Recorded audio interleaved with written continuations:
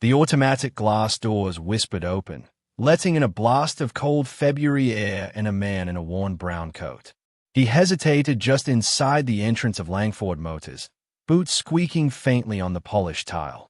The showroom was bright and glossy, full of chrome and soft jazz and the faint smell of coffee from a machine near the waiting area. Shiny new SUVs and sedans sat under halogen lights like museum pieces. Sales banners hung from the ceiling, each emblazoned with huge red letters. President's Day sales event. 0% financing. No money down. The man's name was Jack Morales. He was 58, his dark hair threaded with gray and clipped short at the sides out of old habit. One shoulder notched a little higher than the other, his stance unconsciously shifting to favor his right leg with its old injuries. A faded ball cap rested low on his forehead, the kind you buy at a base exchange. The embroidery on the front had once been sharp white, but years of sun and sweat had dulled it, an eagle clutching arrows above the words. 3rd Battalion, 75th Rangers. He stood quietly, taking in the scene, hands buried deep in his coat pockets.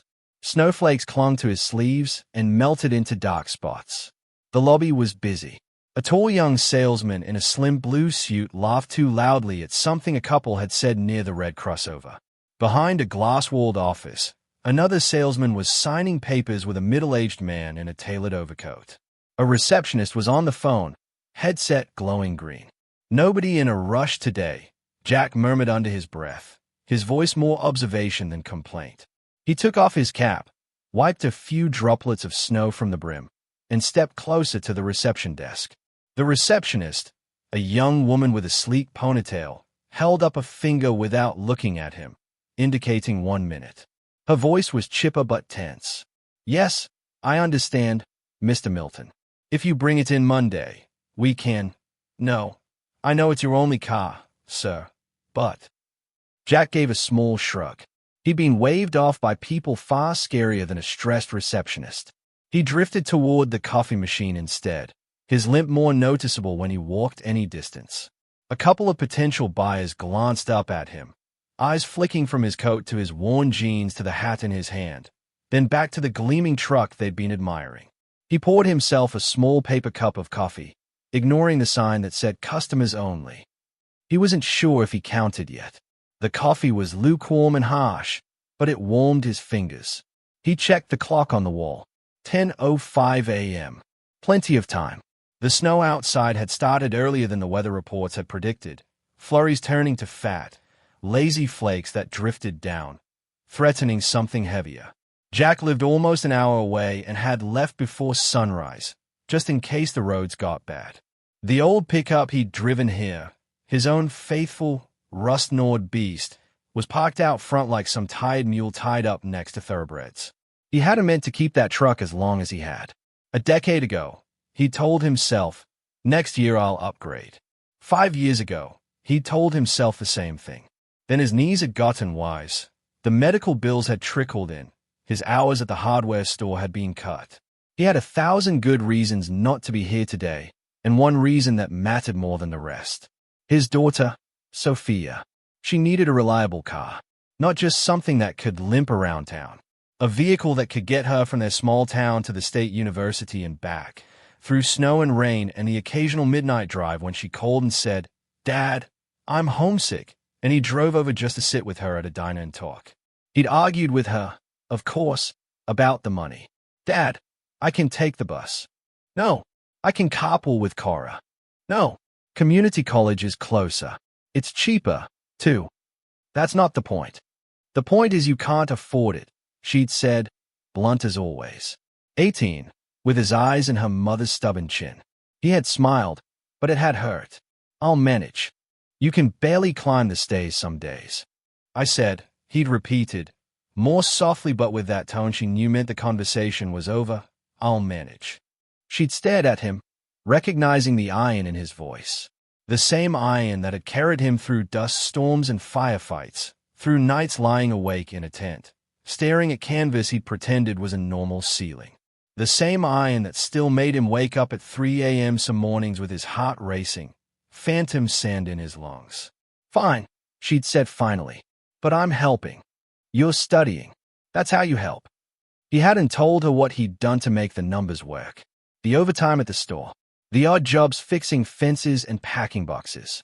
The small withdrawal from a retirement account he swore he'd leave untouched. He didn't see any of that when he was working. He just saw her smiling in a graduation cap, shaking hands with a dean, stepping into a life with more choices than he'd ever had. "Excuse me, sir," a voice said sharply. Jack blinked, pulled back from his thoughts. The receptionist had finally gotten off the call. She looked at him over the top of a monitor, a polite distance in her eyes. "Yes," he said. "Old habits, respect, officer or not. Do you have an appointment?" "No, I don't. I'm here to buy a car, I hope." He offered a small, almost shy smile. Money never impressed him much, but talking about buying something this big left him feeling a little exposed. "We're very busy this morning," she said, her fingers already drifting toward her keyboard. "But I can add you to the list." "Name?" "Jack Morales." She typed, "Are you interested in a particular model today?" He pulled out a folded, wrinkled piece of paper from his coat pocket and smoothed it on the edge of her desk. It was a printout of the dealership's online inventory, a compact SUV circled in blue ink. "This one," he said, tapping the paper with a finger scarred white along the knuckle. "The pre-owned Larkspur LX. Says here it's certified, good mileage, and you've got that President's Day deal, right? With the financing." Her eyes flicked down, then back up without really seeing the page.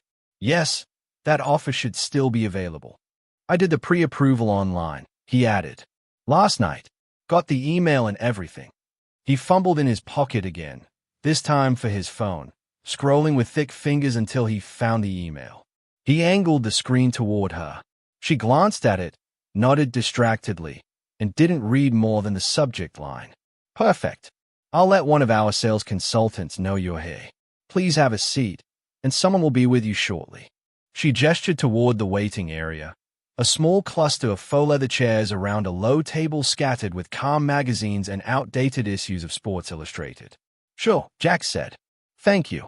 He picked up his hat, reached for the paper, but she'd already slid it to the edge of her desk in that automatic way you do with things you intend to forget. So he left it there and limped to the waiting area. He chose a chair with a clear view of the showroom floor. Old habit, again. Always sit where you can see the door. People thought it was paranoia. He thought of it as respect for experience. The digital clock near the service department, door read 10:07. He scrolled through his phone, thumbs clumsy over the glass. A text from Sophia sat at the top of the screen. "Did you make it there okay? Road's okay?" He smiled and typed back. "Made it fine. Place is fancy. I'll send pics of your future spaceship. Stay in class." 3 dots appeared almost instantly, then disappeared, then appeared again. "Dad, don't you dare buy something too expensive. I can literally feel you doing it from here." He chuckled under his breath and typed, "Just looking at sensible stuff." "Don't worry. Focus on your lecture, kiddo." She responded with an eye-roll emoji and a heart. He tucked the phone away, feeling a warmth that had nothing to do with the coffee. Across the room, the tall salesman in the slim suit, his name tag read Kawaii, was enthusiastically explaining talk to a couple who clearly didn't care about talk. They cared about the color options, the touchscreen, and the size of the back seats. Kyle caught a glimpse of Jack in the waiting area and, for a moment, their eyes met. Jack gave a small, friendly nod. The salesman's gaze slipped past him as if Jack were just another piece of furniture. "No worries," Jack murmured, more to himself than anyone. "He's busy." Minutes trickled by. The jazz looped. The snow outside thickened, the white sky pressing low. He listened to the rhythm of the place, the clacking keys, the murmur of negotiations, the occasional roar of an engine as a test drive returned. He didn't mind waiting. The Army had been a masterclass in hurry up and wait.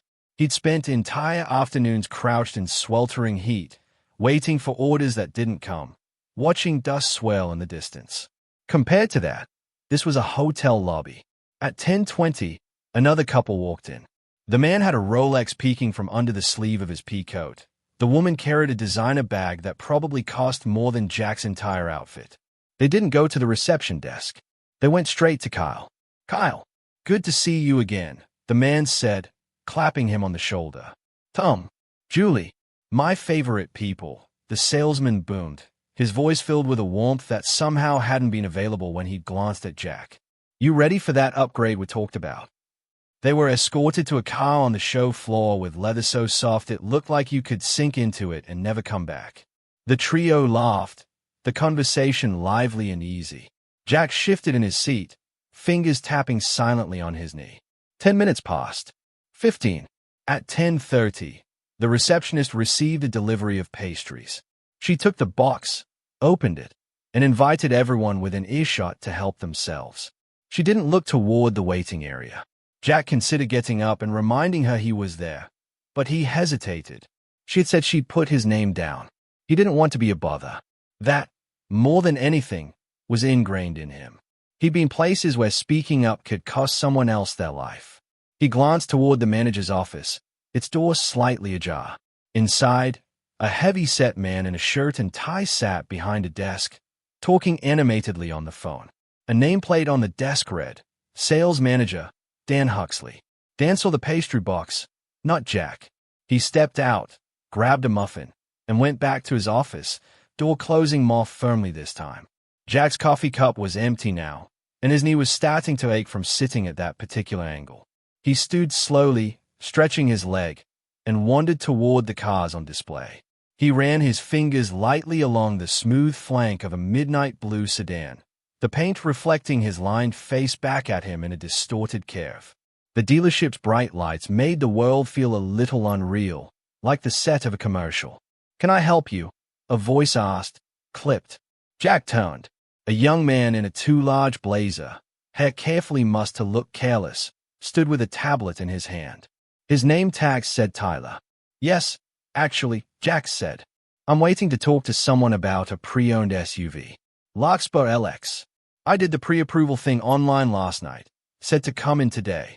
Receptionist said she'd let someone know." Tyler's eyes flicked down to Jack's scuffed boots, up to the faded cap in his hand, then over his shoulder toward the door where a brand-new German luxury model had just glided to a stop, purring. "Which salesperson are you working with?" Tyler asked, already half turned away. "Haven't got one yet. Just, waiting to be assigned, I guess." "You should talk to the receptionist," Tyler said. "She handles the queue." His tone had that polished patience that wasn't actually patient at all. "I did," Jack said, feeling ridiculous pointing across the room like a kid tattling. "She told me to wait. That was," he glanced at the clock, "about 25 minutes ago now." "Oh." Tyler shifted his weight, clearly calculating something in his head that had nothing to do with fairness and everything to do with commissions. "We're slammed today. It might be a bit. Someone will grab you when they are free." With that, his attention switched completely to the man getting out of the new car, a man in an expensive coat, phone pressed to his ear. Tyler pasted on a smile so bright it was almost blinding. "Welcome to Langford Motors, sir. Looking to upgrade today." Jack stood beside the midnight blue sedan, the conversation fading into background noise. He swallowed, the motion suddenly tight and dry. He was used to blending in. In uniform, he'd been a number, a rank, a set of skills. Out of uniform, he was a middle-aged man with a limp and a discount card at the grocery store. Invisible to most. But something about the casual dismissal, the way Tyler's eyes had slid right over him, stung more than it should have. He went back to the waiting chair, each step feeling heavier. At 10:40, a middle-aged woman in a neat blouse and slacks walked in, shaking snow from her umbrella. She approached the receptionist, who smiled brightly and greeted her by name. "Morning, Mrs. Lambert. Here for your service appointment." "Yes, dear." Oil change, tire rotation, and they said they'd look at that rattling noise. "Perfect. I'll let Marcus in service know you're here. Can I get you some coffee?" Jack watched as a receptionist stood up, walked around the desk, and practically escorted Mrs. Lambert to the coffee machine, chatting the whole way. She even tore open a sugar packet for her. He felt a laugh bubble up in his chest, dry and humorless. It wasn't that he begrudged the woman better treatment. It was just eye-opening, in a way he'd thought he'd grown beyond. He pulled his ball cap back onto his head, just to have something to do with his hands. As he lowered the brim, a voice from the past rolled through his memory, as clear as if the speaker was standing beside him. Fed doesn't mean equal, Morales. It means giving what's due. Don't confuse the two. That had been his old platoon sergeant. The kind of man who could chew you out so thoroughly your boots felt ashamed, then share his last ration bar with you that night without comment. Jack stared at the polished floor and wondered what, exactly, was due to a man like him now. At 10:45, he finally pushed himself up from the chair and walked back to the reception desk. The receptionist was scrolling through her screen, chewing on a piece of her own pastry. Crumbs dotted a napkin beside the keyboard. "Excuse me," Jack said gently. She looked up, caught off guard, quickly swallowing. "Oh, yes. Sorry to bother you," he said, and meant it. "I was just wondering. I've been waiting a bit. Did you say you'd let someone know I'm here for that larkspur? I just want to make sure I didn't misunderstand." She blinked at him, then clicked into a different tab. Her brow furrowed. "I'm sorry. What was your name again?" "Jack. Morales." Her fingers tapped. I don't see your name in here. Are you sure you checked in with me?" He smiled faintly, tired. "Pretty sure. Though these days, my memory's not as good as it used to be. But I remember you asking for my name. I was the guy with the wrinkled paper." He gestured to the empty space on her desk where the inventory sheet had been. It was gone. Her cheeks colored slightly. "I must have. I'm sorry, sir.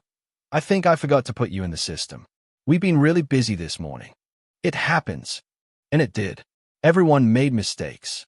But the softness in his voice didn't quite reach his eyes. "I'll add you now, okay?" She typed quickly. "There. You in the queue. Someone will be right with you." He glanced at the screen, as if he could see his name there. He couldn't. "Thank you," he said. I actually did the pre-approval online. It mentioned a Mr. Huxley would be here today to finalize some things. I got an email." "Oh, Mr. Huxley is the sales manager. He's in a meeting right now." She glanced toward the closed office door. "But one of our consultants can help you with everything." "Sure," Jack said. "Just wanted to make sure everything's in order." She smiled, but it was the kind of smile you use to move people along. Jack returned to his seat. The clock read 10:48. He wondered if he should just leave. "No," he told himself. "You came all this way. You can wait. 48 minutes. That was nothing." He'd once waited 12 hours for extraction in a valley where the rocks themselves seemed to glare. He had no right to be impatient now.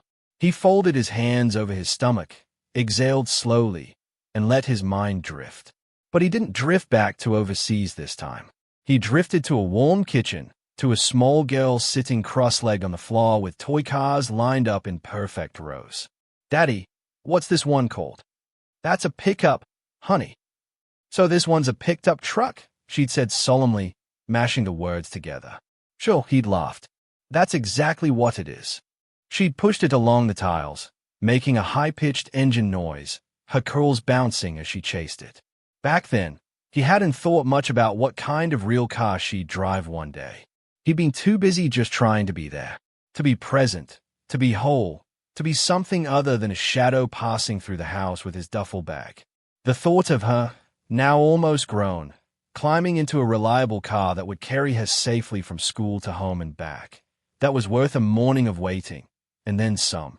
At 10:55, his phone buzzed again. "You sure you don't want me to come down this weekend and go with you?" Sophia had written. "I know cars better than you, you know." He grinned. "You know the difference between a hatchback and a frog because of that YouTube guy. I think I got this." Rude. Also, true. "I'll send pics," he typed. "Love you.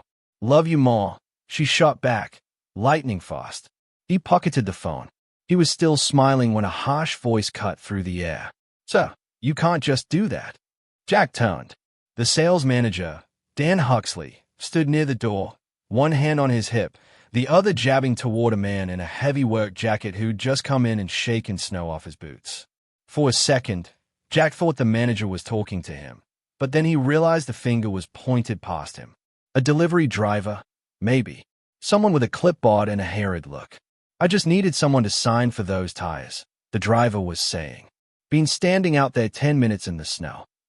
Use the side entrance next time, Dan snapped. This is a showroom, not a loading dock. We have image standards to maintain. The driver's jaw tightened. He nodded sharply. Yes, sir. As he left, Dan adjusted his tie, smoothed his shirt front, then turned and swept the room with his gaze. For a heartbeat, Jack thought their eyes might meet. But just like the others, the manager's gaze drifted right over him, to the couple signing papers in the office, to the wealthy-looking newcomers, to anyone but the middle-aged man in the faded cap and scuffed boots. Jack's fingers curled slightly. He'd been invisible in worse places.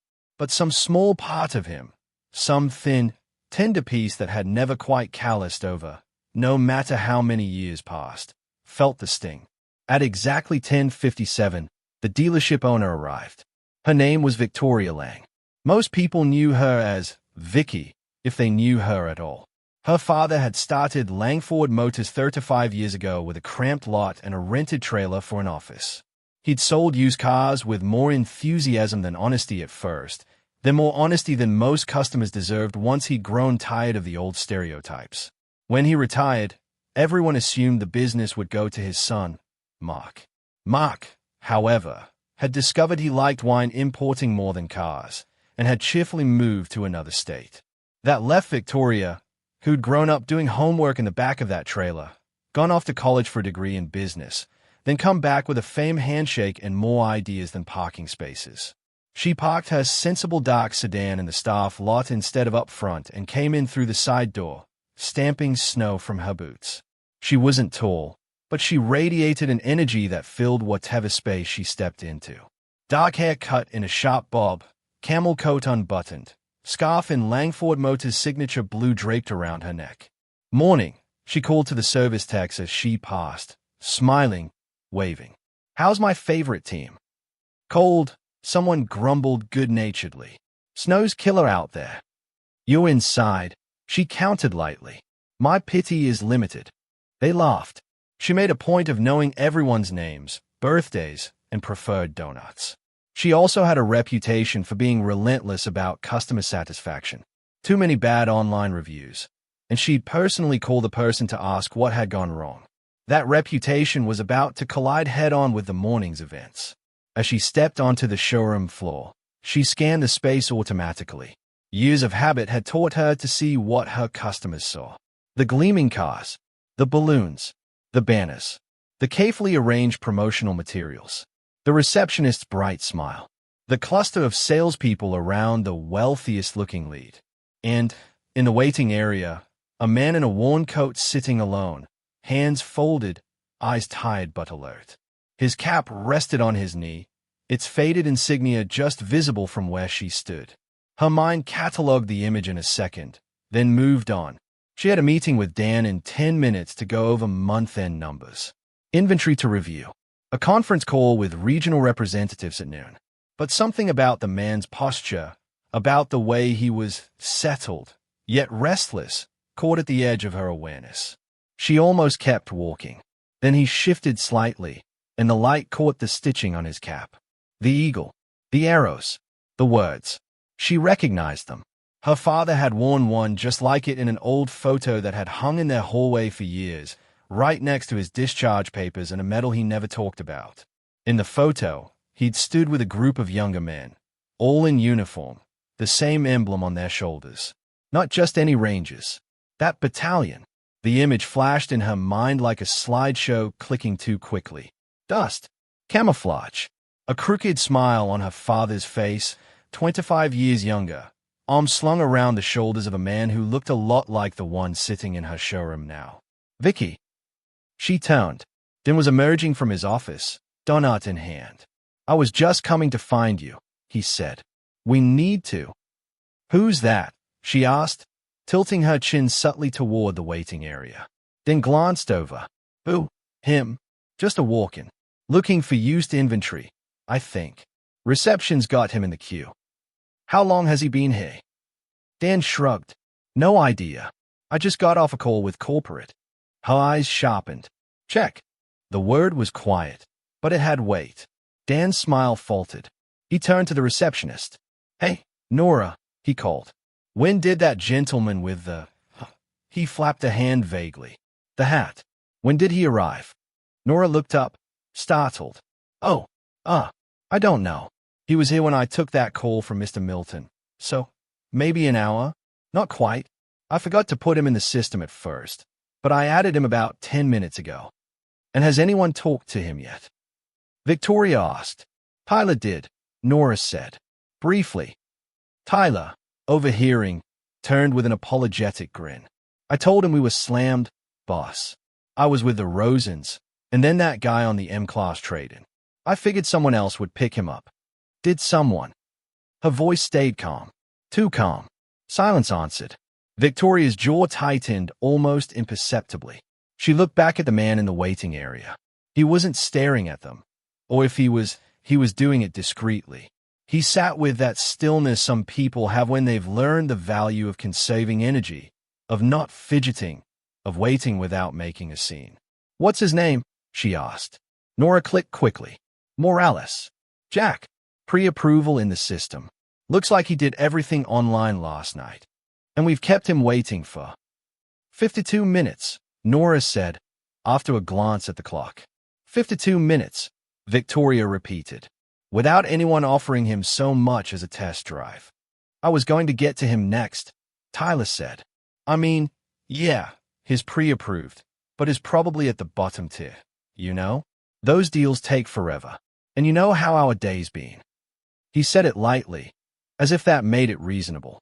As if the man sitting in the waiting area were a math problem instead of a person. Victoria's eyes cooled. She knew all about the little unofficial hierarchies that formed in sales floor culture. Hot leads, cold leads, internet inquiries, walk-ins. The ones who looked like money and the ones who looked like they'd haggle over floor mats. She'd spent years trying to retrain her staff to see past that.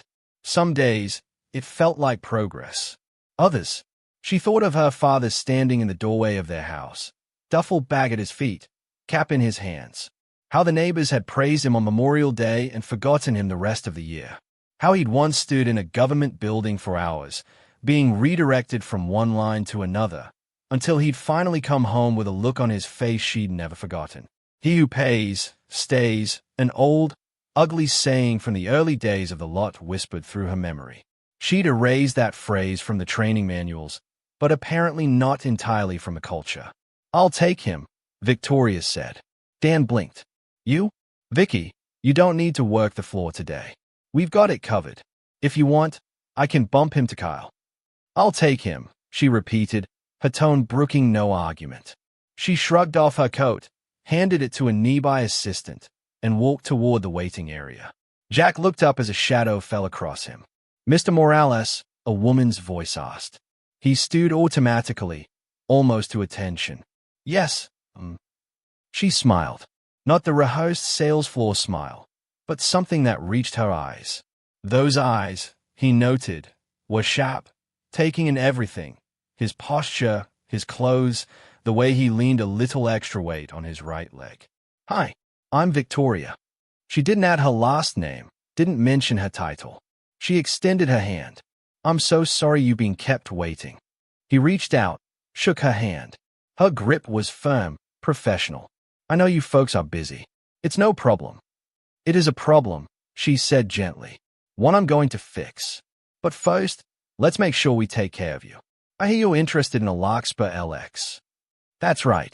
The, pre-owned one you've got listed online. The gray. Certified pre-owned or something. He dug for the terminology he'd read and reread in the fine print. Yes, the graphite Larkspur. Great choice. Perfect blend of reliability and price point. She gestured toward the far corner of the showroom. We've got one just in from detailing. Want to take a look?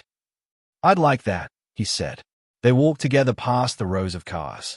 She matched his pace without making it obvious, shortening her stride so his limp wasn't as pronounced by comparison. He noticed. An appreciation flickered across his face, though he said nothing. Is this vehicle for you? She asked casually as they walked. Oh. For my daughter, he said. She's at the university in Glenport. Roads out that way get pretty nasty in winter. I want something that'll keep her wheels on the ground. A worthy mission, Victoria said. What's she studying? Engineering. Mechanical. Pride colored his voice, subtle but unmistakable. Always taking things apart. Now people are actually giving her credit for it. Victoria laughed softly. You must be proud. I am, he said simply. They reached the gray larkspur. It sat modestly between a flashy sports coupe and a hulking truck. The SUV's lines were clean, understated. Its paint caught the light with a restrained sheen. Victoria pulled the key fob from a peg on the wall, unlocked it with a chirp, and opened the driver's door, gesturing for him to sit. He lowered himself into the seat, running his hand along the steering wheel. The interior smelled faintly of new upholstery, even though the car had a few miles under its belt. Plenty of legroom, she asked, noting how he shifted his knees. It's good, he said, testing the adjustment. Door frame's low enough for my girl. She's shorter than I am. Seats, yeah. Support's nice. He ran his hand over the dash, taking in the controls. You mind if we pop the hood? He added. Always like to see what's under the cover. Habit. Not at all. She showed him the release, then joined him at the front as he lifted the hood.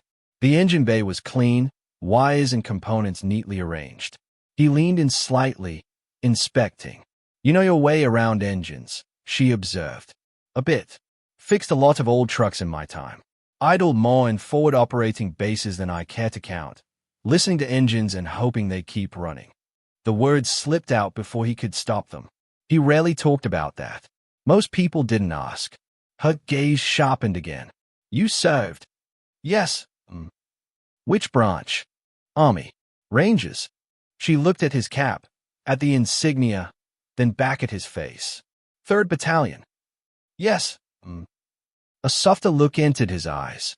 A long time ago now. Her throat tightened.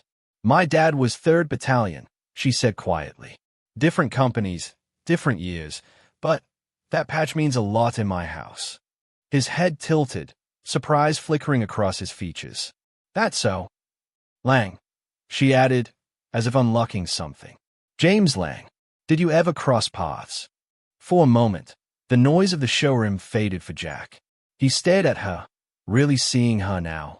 Jimmy Lang, he said slowly.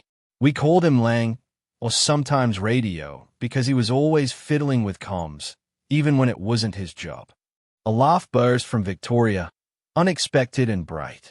That sounds exactly like him. Jack's features rearranged themselves around an old memory, years peeling away. Last time I saw him, he was chewing somebody out for leaving a magazine on the ground. Said it was sloppy habits that got people hurt. Yeah, also sounds like him, she said softly. A sheen of emotion passed briefly over her face. How is he? Jack asked. We lost touch after I rotated out. I heard he got banged up pretty bad. He did, she said. Some damage to his leg, some other complications. But his okay. Retired. Garden's too much, if you ask him, and not enough if you ask my mom. A slow smile spread over Jack's face, warmth filling his eyes. Glad to hear it. He was a good man. He is. She hesitated. He also talks about you. Sometimes. There's a photo in their hallway. You're in it. Took me a minute, but that's why your cap looked familiar. You were in his unit, right? The better part of a deployment together. He blinked. He kept that picture. Front and center, right next to his discharge and his bronze star. Jack swallowed, a little thrown. He had a star. He never told us that. Modesty runs in the unit, I guess, she said dryly. He chuckled, but something about the way she'd said it made him suspect there was more she was not yet saying. You said your name is Victoria, he said. Lang. As in, Langford Motors. She nodded. My dad started this place after he got out. I took over when he retired. Well, I'll be, Jack murmured. Small world. Apparently smaller than our staff's ability to manage a wait list, she replied, a hint of steel under the humor. He made a dismissive motion. No harm done. Like I said, I'm used to waiting. You've got real customers to deal with. Her eyes softened, but the steel remained. You are a real customer, Mr. Morales. You did everything right. You researched the inventory, completed the pre-approval, drove here in bad weather, and then sat patiently for nearly an hour while my staff prioritized people who looked more profitable than you. She said it plainly, without accusation, as if naming a fact made it easier to face. Jack shifted uncomfortably. I don't want to cause trouble for anyone. I just want to find a car my daughter can be safe in. And I know how these days go. People are overworked. It's not a big deal. It is to me, she said. I owe my father more than letting his brothers in arms be treated like they're invisible in a place that bears his name. And I owe you more than that simply because you're a person who deserves basic respect. He looked away, jaw tight. Compliments slid off him like water. Respect, he could manage. Pity, he could not stand. Why don't we take this for a drive? She suggested, switching gears. We can talk numbers after, if you like it. No obligation. That'd be good, he said. Thank you. It's my job, she said. And after the test drive, if you don't mind, I'd like to hear a bit more about how my staff has, or hasn't, handled your visit today. Not to complain about them, but to help me fix what's broken. He nodded slowly. I can do that. From across the showroom, Tyler and Nora watched, curiosity and a faint nervousness in their expressions. Dan hovered at the edge of his office, arms folded, a crease deepening between his brows. They all recognized that when the owner personally took a customer, it meant more than just a sale. It meant attention. The test drive went smoothly. Victoria rode in the passenger seat, coaching him through the unfamiliar controls when needed but mostly letting him feel out the vehicle himself. He took the car down a side road that ran along the river, the snow-dusted trees arching overhead like white lace. Steering's responsive, he commented. Brakes feel solid, not grabby. He tested the acceleration on a straight stretch, enough to reassure himself the engine responded when called. His hands were steady on the wheel, his left leg bracing lightly when needed, compensating for the right. How's the visibility? She asked. Good. Mirrors give a clear view. No big blind spots. My girl's careful, but I don't want her wrestling with a car that won't give an inch. Understandable, she said. Does she drive a lot now? As much as she can, he said. Old pickup we got. It's on its last legs. I keep it going, but it's not something you want to rely on for 60-mile commutes in winter. He hesitated, then added, She doesn't know I'm here today. She told me not to spend the money. That's the kind of kid she is. Always worrying more about me than herself. Sounds like she learned that from someone, Victoria said. He huffed a soft laugh. Maybe her mother. Is her mother, she began, then stopped, not wanting to pry. Gone, he said simply. Cancer. 8 years now. I'm sorry. Me too, he said. But we keep going. That's what she would have wanted. For us to keep going. They drove in silence for a few moments, the wipers brushing away flakes. Mr. Morales, she began. Jack, he said. Please. Jack, she repeated. Can I ask you something? You don't have to answer if you don't want to. Depends on the something, he said lightly. My dad mentioned once, there was an incident you were involved in. Overseas. He never told us details, but I remember the look on his face when he talked about it. Respect. Maybe some faith. Certainly admiration. He said he owed you his life. More than once. Jack's hands tightened on the wheel. Your father gives me too much credit, he said. We all owed each other our lives at some point. Comes with the job. There was a citation, wasn't there? She pressed gently. Some kind of award. He had a clipping in a box I found in the attic. The ink was faded, but your name was clear enough. I looked you up once. I'd prefer you didn't, he said quietly. Not because there's anything classified. Just, I'm tired of being defined by one day in a place most people can't find on a map. I can understand that, she said. She did understand more than he realized. She'd spent years watching her father battle the double-edged sword of being both honored and forgotten, of being wheeled out for parades and ignored in waiting rooms. If it helps, she added, I looked you up years ago, before I knew I'd ever meet you. Back when I was trying to understand why my dad woke up screaming some nights. Your name came up in a citation about an engagement near cost. They talked about bravery and refusing medical treatment to keep fighting and stuff that sounds heroic on paper. He stayed at the road. Those write-ups never mention how scared you were, he said. How much you wanted to be anywhere else. Or how mad you are that they put you in a position where bravery was even required. He sighed. I did my job. That's all. Doing your job under fire is still doing it, she said. And my family is grateful. He shrugged, uncomfortable. I'll be grateful if I can get through this paperwork without anyone trying to sell me undercoating I don't need. That, at least, I can promise, she said. No undercoating you don't need. He smiled. They finished the loop back to the dealership, the larkspur purring gently as he parked it in the spot from which they'd taken it. Snow coated the vehicles around them in a soft dusting now. As they walked back into the showroom, the warm air hit them, carrying with it the smells of coffee and rubber and that intangible scent of commerce. Do you like it? She asked. I do, he said. Feels solid. Feels safe. I think she'd like it too. Might not admit it out loud, but I can picture her behind that wheel. Then let's see what we can do to make it happen, Victoria said. Come with me. We'll sit down somewhere quieter. Instead of leading him to a generic sales cubicle, she guided him into her office. The door plaque read, General Manager, but there was a family photo on the bookshelf and a plant alive enough to prove she cared about it. He hesitated at the threshold. You sure I should? Yes, she said. You're my customer. He stepped inside. She motioned him to a chair, then sat behind her desk, waking up her computer. She pulled up his pre-approval, scanned the details. You've been approved for up to $22,000, she said. The larkspur is listing at $24 before incentives. But we've got some wiggle room on that. He shifted. I don't want any special treatment.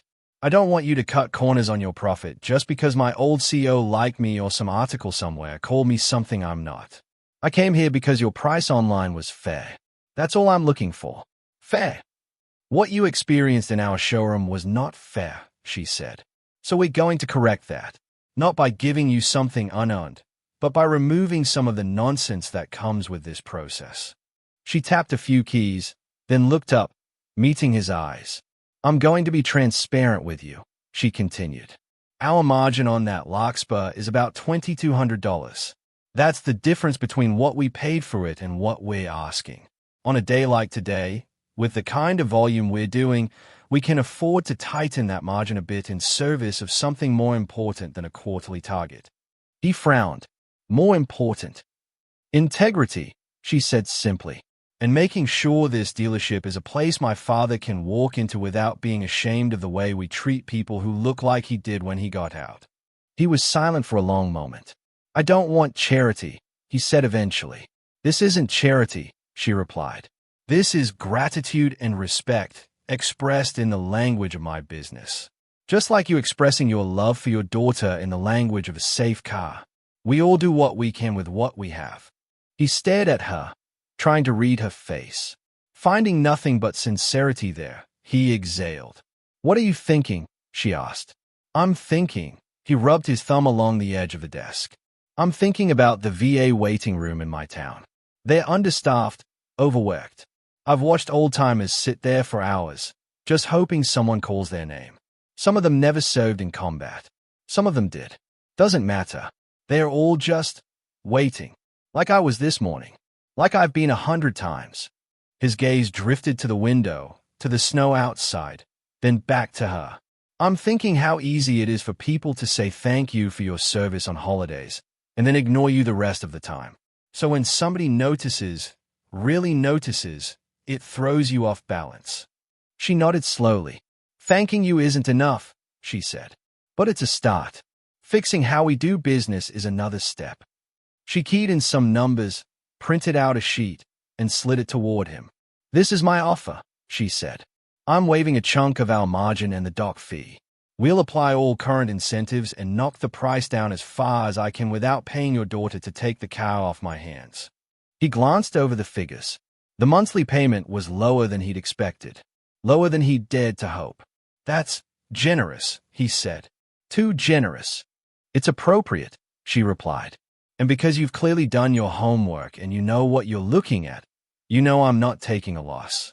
I'm just choosing to make a little less in exchange for sleeping a little better tonight. He studied the paper, brows knitting. He could afford this. Barely. It would mean tightening his belt in other areas, picking up more odd jobs when his knees allowed, maybe saying no to a few small luxuries. But it was possible. Something bright, like a flare in the dark, flickered in his chest. Sophia's going to argue with me, he said. She'll tell me I should have stayed with the old truck. She sounds like a good kid, Victoria said. She is, he replied. There was a pause. Before we finish the paperwork, she said, there's something else I'd like to propose. No obligation. Just an idea. He eyed her warily. If it's an extended warranty, I'm going to start suspecting this was a trap. She laughed, then shook her head. No, the warranty is standard, and I'll walk you through exactly what it covers and what it doesn't, in clear English. No, this is about something else. Something you might be uniquely positioned to help me with. He frowned. I'm not sure what a half-retired hardware guy with bad knees has to offer a place like this, aside from being a cautionary tale. You have experience, she said. Perspective. A way of seeing things my salespeople clearly lack right now. Because if they understood what it feels like to walk into a space and be invisible, they wouldn't do it so casually. He shifted.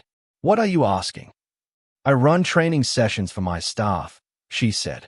We talk about the usual things, product knowledge, compliance, dealing with difficult customers. But we clearly need to talk more seriously about bias, about respect, about seeing people as people, not walking credit scores. I can bring in consultants. Sure, I've done that. They talk about empathy and unconscious bias in fancy terms. Half the staff nod. The other half checks their phones when they think I'm not looking. She leaned forward slightly.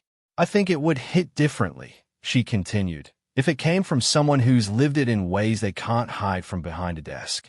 Someone who can stand in front of them and say, I gave up so much for my country, and then I sat in your showroom for almost an hour and you all decided I didn't matter. Jack swallowed. You want me to come in and lecture your people? He asked, disbelief edging his tone. Not lecture. Talk. Share. Answer questions. If you're comfortable. You wouldn't be a prop. You'd be a partner. I'd pay you, of course. Consultant fee. I'm not asking for free emotional labor, hey. He blinked. The term emotional labor wasn't one he used, but he understood what it felt like to rip open old wounds for other people's benefit. I don't know, he said slowly. I'm not exactly a motivational speaker. I'm just me. Exactly, she said. That's who I want. The man who sat there quietly, didn't make a scene, didn't storm out, didn't demand special treatment. The man who's done more than enough in his life already and still worries more about his daughter's tuition than his own pain. My staff needs to meet you. He looked at his hands. There's something else, she added. We have a program, small, still growing, where we hire veterans into the service department. Apprenticeships, training, that sort of thing. My dad started it, but it's been floundering. I'd like to revamp it. Make it meaningful. I could use someone to help me design that.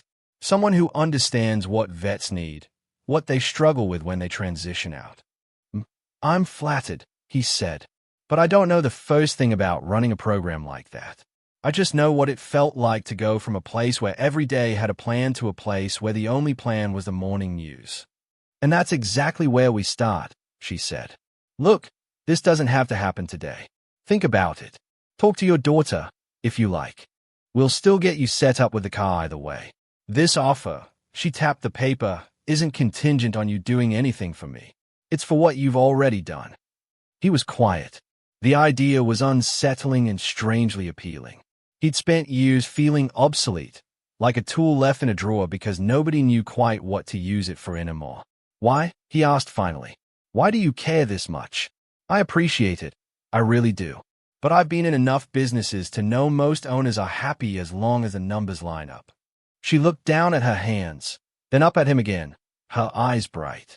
Because I watched my father sit in a government office for 5 hours once, she said. His leg was hurting so badly he couldn't disguise the way he grimaced when he shifted. They called numbers on a board, and every time they skipped past his, he just sat there, quiet. He wouldn't let me say anything. They're doing the best they can, he said. They're overworked. She shook her head. But when we left that day, his shoulders were slumped in a way I'd never seen. It was like the entire weight of his service was on his back, and the country he'd served couldn't be bothered to see it. She took a breath. I promised myself, right then, that any space I controlled would be different. That in my orbit, at least, people who had given so much wouldn't have to stand in line and wonder if they mattered. Today, seeing you sitting there, cap in your lap, being passed over again and again, it felt like I'd broken that promise. Her voice stayed steady, but he could hear the emotion under it. So, she concluded, I'm trying to make it right. With you, for starters. Then with my staff, my policies, my training. Not because it fixes everything wrong with the world, but because it fixes this one thing I directly control. Jack's throat felt tight. You can't carry the whole weight of it, he said softly. Of the way the world treats people like me. It'll crush you. I know, she said, but I can shoulder my share. They sat in silence for a moment. From the showroom, a burst of laughter punctuated the quiet like a popping balloon. Okay, Jack said. I'll think about your offer. The speaking. The program. But right now, I'd like to finish this paperwork and lock in this deal before you come to your senses. She smiled. Deal. As they worked through the forms, there was a knock on the door. Come in, Victoria called. Dan stepped in, holding a folder. His expression was carefully neutral. Sorry to interrupt, he said. Just wanted to see if you needed anything. Vicky. I need you to sit down for a minute, she replied. He blinked. Now. Yes, now. She glanced at Jack. If that's okay with you. Jack shrugged. It's your office. Dan sat reluctantly. Mr. Morales and I were just talking about how his visit has gone so far today, she said. How he arrived before 11 and sat for almost an hour before anyone meaningfully offered help. Dan shifted. We were slammed. And there was that issue with the system, and I'm not interested in excuses, she said calmly. I'm interested in acknowledging what happened and making sure it doesn't happen again. To him or anyone else. Dan's gaze flicked to Jack, then away. I apologize, sir, he said, the words stiff. Jack raised a hand. Look, I'm not looking to get anyone chewed out on my account. People make mistakes. It's not worth a big scene. Maybe not to you, Victoria said, but it is to me. She turned to Dan. This man served in the same unit as my father, she said. Not that he should have to be a veteran to deserve decent treatment. But it's relevant here because it proves how easily our staff can overlook people who deserve better. We've clearly got a problem with how we prioritize customers. You would have rolled out the red carpet if he'd come in wearing a suit and a gold watch. Instead, he sat and watched other people walk in long after him and get immediate attention. Dan looked unsettled. We don't discriminate, he said. We just triage based on where the sales are. Internet leads, referrals, repeat customers. People, she cut in. We triage people. Let's use the right word. He had no answer for that. I'm going to be revising our training, she continued. Immediately. And I'm going to expect you to back me up on that. Not just with a polite email, but with actual behavior on the floor. We will not treat walk-ins like second-class citizens. We will not assume someone is less valuable because their boots don't shine. Is that clear? Yes, he said. Of course. Good.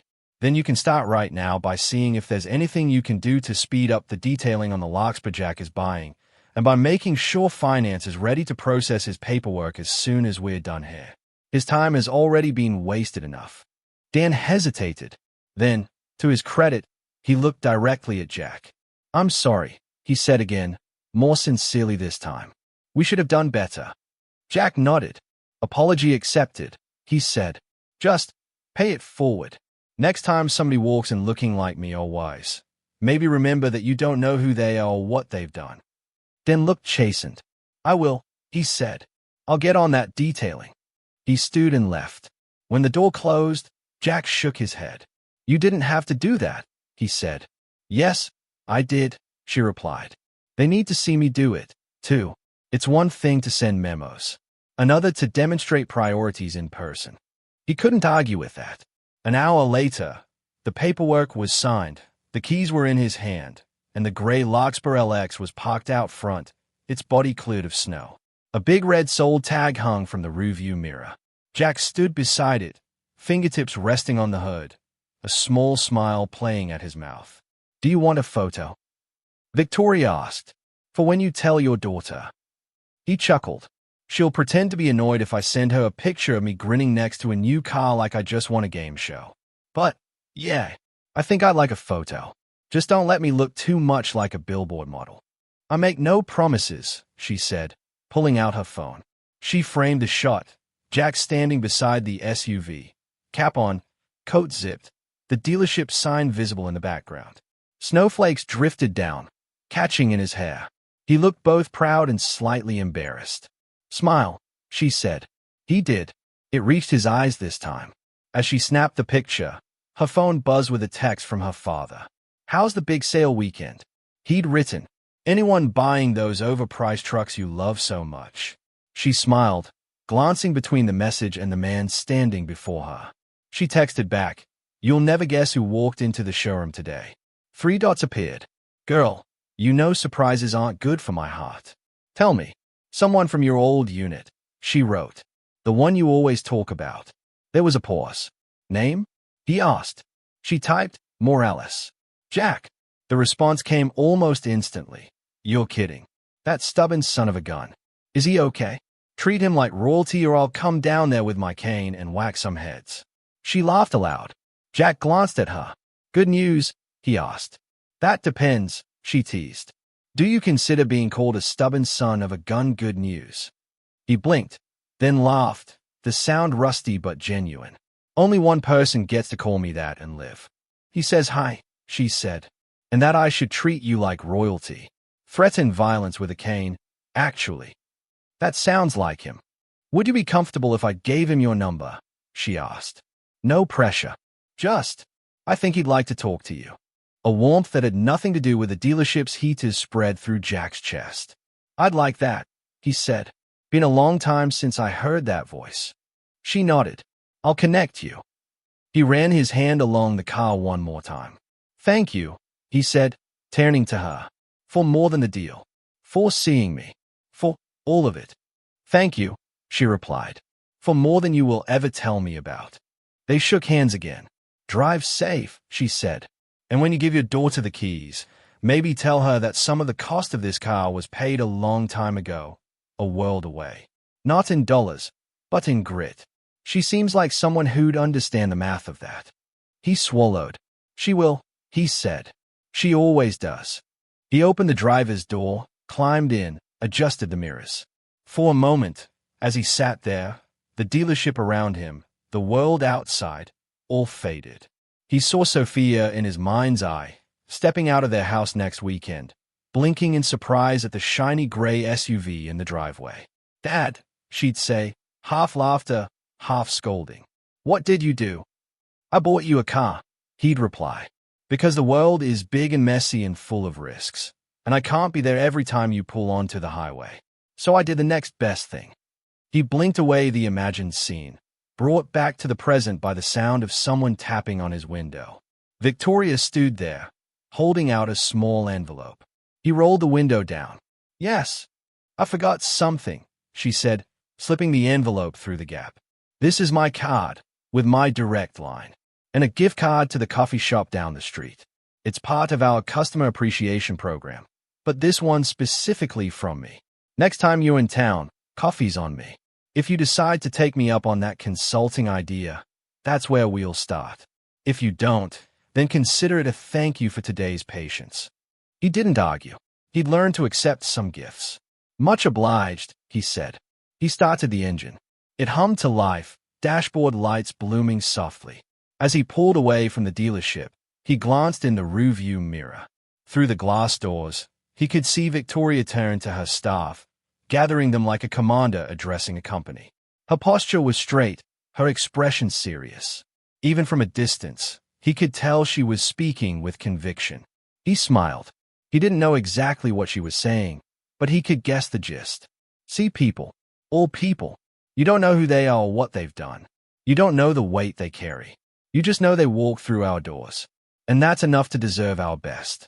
That night, after the snow had finally tapered off and the roads were clear enough for safe driving, Jack parked the Larkspur in front of his house.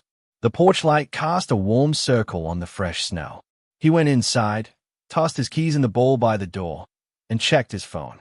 A missed call from an unfamiliar number. A voicemail icon. He listened.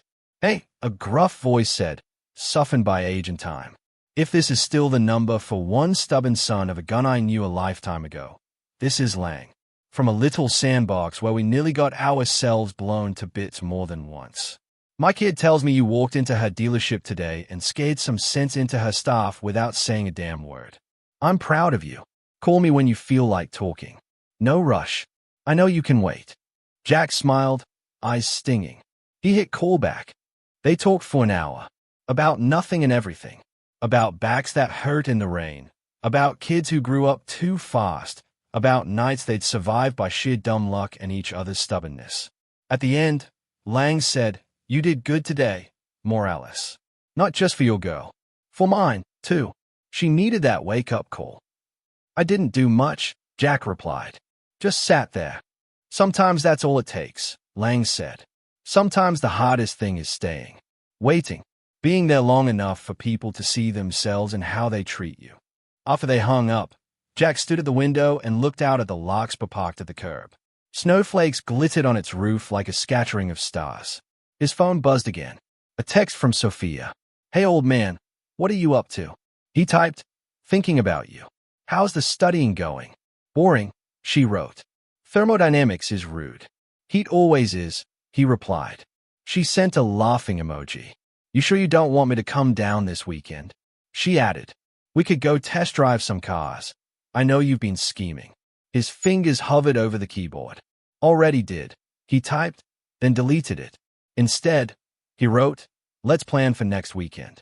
I got something I want to show you." "Ooh, secrets," she replied. "I'm intrigued." "Get some sleep," he wrote. "You too," she answered. "Love you. Love you more," he sent back.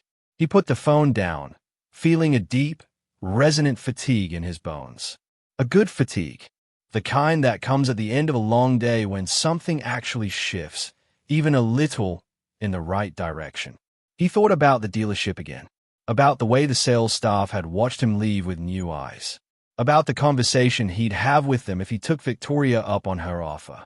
He imagined standing in that showroom, cap in hand, telling them not about medals or citations, but about what it felt like to sit on a plastic chair in a waiting room while the clock on the wall ticked and ticked and ticked. What it felt like to be invisible. What it felt like when someone finally saw him. He wasn't sure yet if he had it in him. But the possibility lay there, like a road branching off the main one. He'd spent a lifetime following orders. Maybe this was a chance to shape something on his own terms. Outside, the Larkspur sat silent, new and untested in their shared future. Tomorrow, he'd drive it around town, get used to how it handled, make sure there were no surprises before he put his daughter behind the wheel. This weekend, he'd hand her the keys and watch her face light up, then scrunch skeptically as she calculated the cost. He'd tell her about financing and interest rates and budgets. He'd tell her about opportunity and responsibility. And, if the moment felt right, he'd tell her about the woman who'd owned the dealership and the man who'd started it. He might even tell her the full story of the day the world stopped pretending he was invisible. In a lot full of polished metal and flashing lights, a veteran had been ignored for 50 minutes. By the time the owner found out who he was, not just a potential buyer, not just a name on a pre-approval form, but a man who had carried more weight than most could imagine, those 50 minutes had turned into something else. They had become a mirror for her staff, for her business, for the quiet ways respect can erode when you're not paying attention. But they had also become something unexpected, the beginning of a new kind of conversation, a new kind of partnership. And, for one man with a limp and a faded cap, the day he realized that being seen again didn't require a uniform or battlefield. Sometimes, all it took was walking through a glass door, sitting down, and refusing to vanish.